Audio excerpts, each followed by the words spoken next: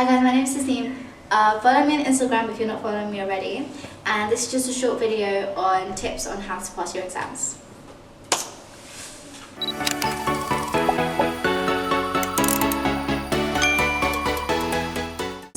So I thought I'd make this video on 5 tips on how to do decently in your exams. I'm a student myself, so it's not going to be the best advice ever, but this is what I find helps me.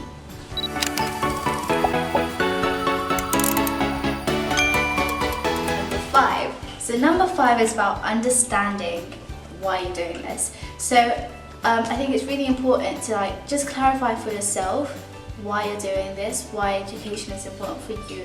And that's kind of going to be the thing that drives you throughout revising, drives you throughout, trying to get the best from your exams. So there are lots and lots of reasons why studying is important.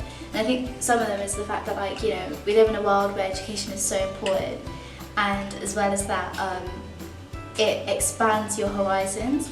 So knowledge is power and all of that kind of thing.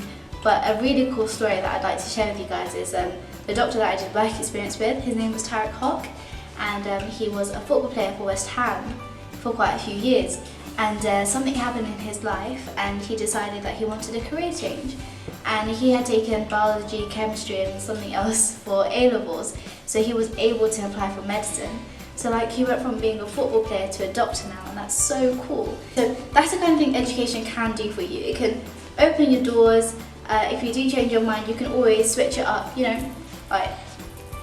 And if you don't make the most of your education, the only person that you're limiting is yourself. And that sucks, don't do that.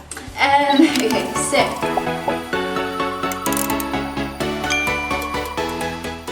Number 4 is all about setting yourself incentives, targets and goals. Now these goals can be daily, weekly or monthly, and this is what I mean. So a daily goal would be, alright, today I've got to get all of this chapter done today, and if I do that then I'll let myself watch a movie afterwards. And the best thing about that is it really pushes you, it drives you forward, so it gives you something to look forward to. Like with me, I know 5 minutes in I'm like, ugh, I don't want to do this anymore. And what gets me through it is okay, fine, if I finish this chapter, then I'll watch a movie or something like that. So that's a daily goal. A weekly goal is something like, okay, if I work really hard this week, Friday will be my day off. And then you have Fridays to look forward to. And a monthly goal is, well, exam period normally lasts about a month or 2. So this is the kind of goal where you're like, okay, fine, if I work really hard now, I'll party really hard later. So this is just about setting yourself a goal so that you have something to look forward to, and this can push you even further, hopefully.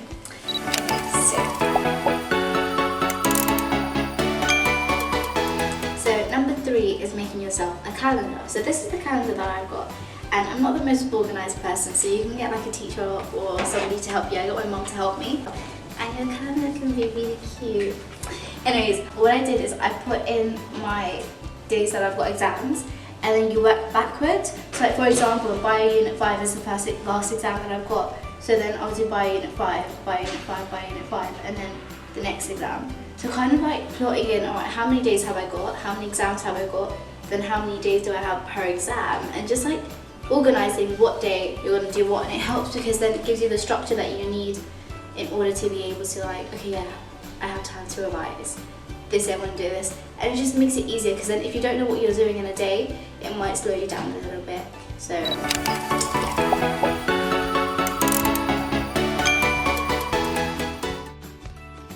Number 2 is prayer. So this is about relying on someone more than anything else. It's not about, whether you're the most religious person or whatever. It's about having someone to rely on. And I cannot stress how much this helped me. Because the thing is, right, especially when you're doing the exam, there's so much pressure, right? You're under extreme pressure to do well, and you're relying on yourself 100%. But I feel when I'm in the exam situation and I feel oh my god, I've never seen this question before, I don't know this, what is this asking me to do? I ask Allah for help, and I feel that eases the burden on me a little bit, because then I'm relying on somebody else to help me a little bit, and it reduces the pressure that's on you, and it's just a source of comfort, if you know what I mean. Having someone to rely on reduces that pressure from you, and it's just really helpful.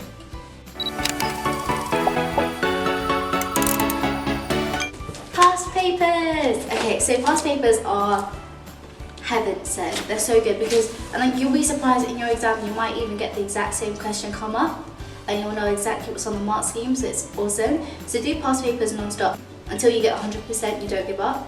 So that can be really time consuming, and I know it's quite late in the year, your exam might have started. So do as many papers as you can, mark as many papers as you can, and practice makes perfect. So that's it guys. If you have any suggestions, leave it in the comments below because I'm a student as well and I can do with all the help I can get. And I hope you find it helpful. I know it's quite late in the year, sorry about that. If you have any questions, let me know. Give it a thumbs up if you like the video and subscribe to my channel.